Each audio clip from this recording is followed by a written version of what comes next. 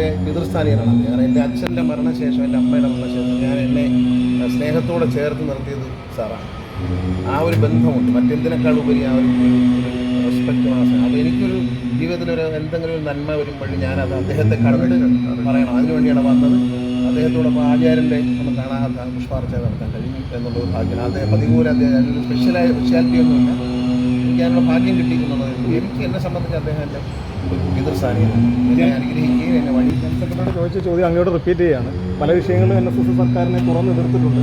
ഇപ്പോൾ അങ്ങ് director board member കൂടി ആയിട്ടുള്ള ഒരാൾ മന്ത്രിസഭയിലേക്ക് വരുമ്പോൾ സർക്കാരിന് NSSന് ഇടയിൽ ഒരു പാലമായി കൂടി കേന്ദ്രീകരിക്കുന്നത് മാറുമെന്നുള്ളതാണ്. പാലമല്ല, നമ്മളെപ്പോഴും ഒരു ഒത്തുതീർപ്പിൻ്റെ എപ്പോഴും എൻ്റെ പിതാവിൻ്റെ കാലത്തെ പറഞ്ഞു. പിതാവിൻ്റെ കാലം മുതൽ അദ്ദേഹം NSനോടൊപ്പം നിൽക്കുകയും സർക്കാരുകളിൽ മാറിയിരിക്കുകയും ചെയ്തിട്ടുണ്ട്. നമ്മളൊരു പാലമെന്നുള്ളതല്ല, ഒരു അനാവശ്യമായ പ്രശ്നങ്ങളൊന്നും NSS ഇടപെടാറില്ല.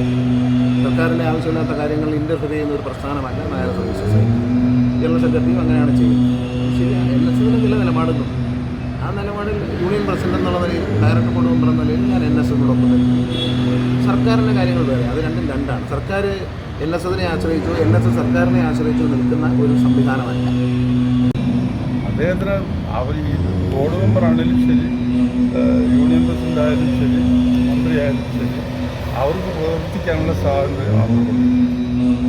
അവർ NSSൻ്റെ അവരുടെ ആ ബന്ധം നിലനിൽക്കുന്നിടത്തോളം കാലം ഞങ്ങൾ അവർ NSSൻ്റെ നയങ്ങൾക്ക് വിരുദ്ധമായിട്ടൊരു നിലപാട് വന്നാൽ അന്നേരം അത് ആലോചിക്കേണ്ട കാര്യം.